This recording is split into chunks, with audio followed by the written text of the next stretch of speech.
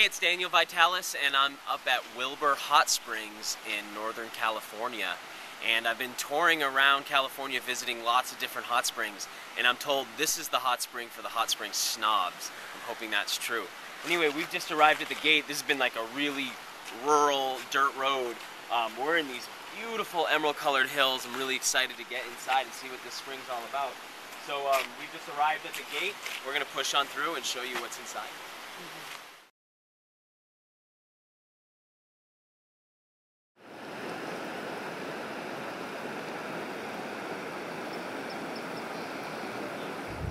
When we pulled in earlier, the first thing that I kind of noticed was the subtle smell of sulfur. Now, I've been to springs that are more sulfuric than this one, but you could definitely smell it. It's that smell like eggs are being hard-boiled. I didn't expect the saltiness of it. That was a surprise. I've been to springs that are real salty, like Eden Hot Springs, but I haven't been to one like this that's as salty as it is and has so much sulfur. Here's some of the sulfur here. I'll pull some out on this stick. And you can see this yellow material that's sort of precipitating out of the water and depositing itself on things. That's that good sign of sulfur. Sulfur is a yellow crystal in substance. And there it is right there. This is cool. What we'll do with some of this is gather it and put it on our skin later on like a mask.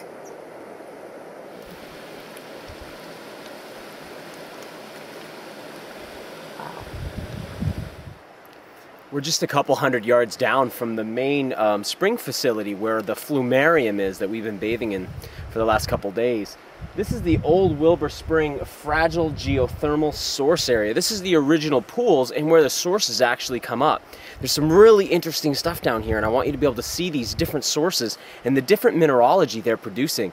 We found it really fascinating and really beautiful. So follow me down and I'll show you the original Wilbur Hot Springs sources. This place is really amazing. I've been traveling from LA north up to Grass Valley and then just came west over here. I visited Harbin Hot Springs, Sierra Hot Springs, and a few backcountry springs as well. A lot of people told me this was the spring to visit, and I've been really impressed since I got here. The composition of the water here is really unique, really strange, and unlike any I've seen before. This is some of the source water here. We're actually on top of one of the sources. And you can see how much minerals here by just the strange formation of what's floating on the surface. The water is a bit sulfuric, so there's that smell of eggs. And I tested this water earlier for its TDS, and what happens when I go for a reading is I get an error. I can't actually read the parts per million here, it's so high. The water is a lot like ocean water in its saltiness. So there's a lot of sodium chloride, almost as much as ocean water, and then the sulfur as well, and then some strange substance no one's been able to identify for me. It's almost like an oil, and the smell and taste in the water is a bit like creosote, like the stuff they used to put on railroad ties or something, some kind of oil. Well, the history here is really interesting because the native peoples here in the late 1800s brought someone here who was sick and almost dead. Somebody was expected to die, and they just dropped him off here. He stayed for a few weeks drinking the water. When they came back, he was totally healed. Maybe a good thing, maybe a mistake. He went on to take control of this property, turn it into a resort where they were bringing thousands of people here. Over the years, that died down, and this place has eventually turned into what it is today, which is a really quiet meditation kind of healing retreat center. You can come here fairly inexpensively and stay, and I'll tell you, of all the places I've visited so far in California, this is my favorite. This is the place where I'd want to stay. I feel the most respect here as a person, and the least kind of cultiness that I did experience at some of the other springs. The taste of the water here is really interesting, so I've been kind of looking around for where I really want to drink from.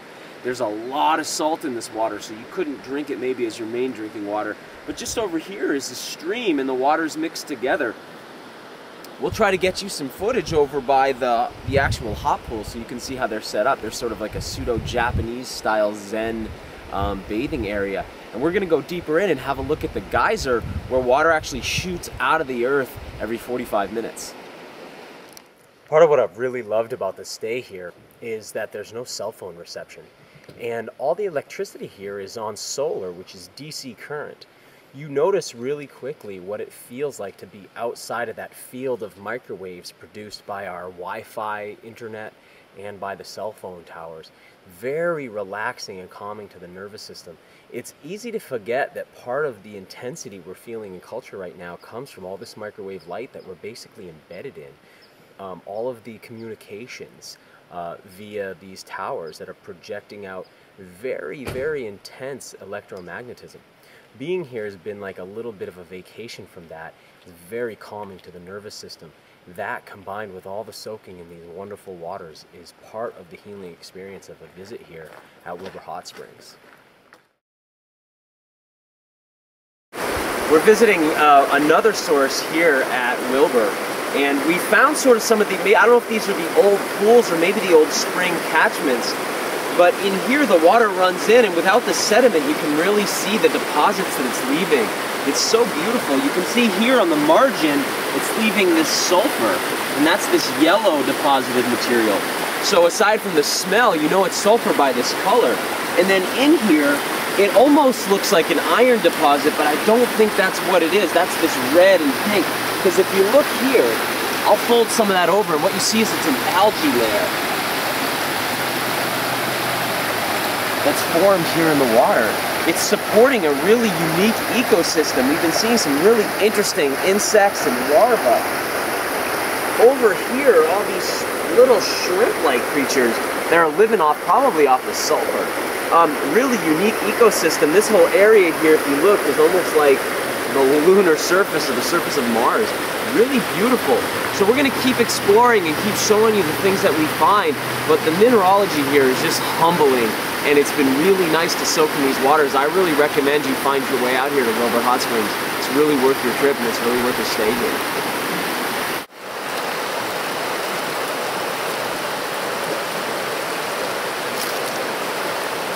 The taste of this water is really incredible.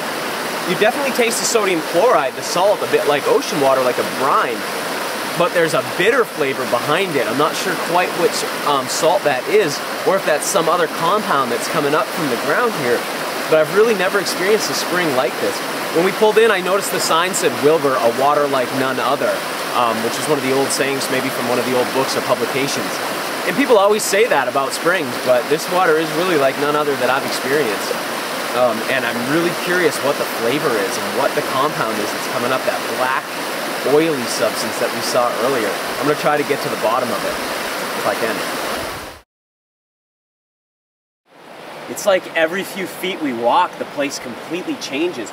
We just came to this pool, which looks to me almost like looking into an opal, that strange silicate stone opal, which has all the mottled blues and sometimes even reds in it. When you look into this pool, there's like, wow, it's like looking into the sky. The colors are amazing. All these different blues, purples, and even some reds and pinks. This is just some of the most humbling, strange, and interesting water that I've ever seen.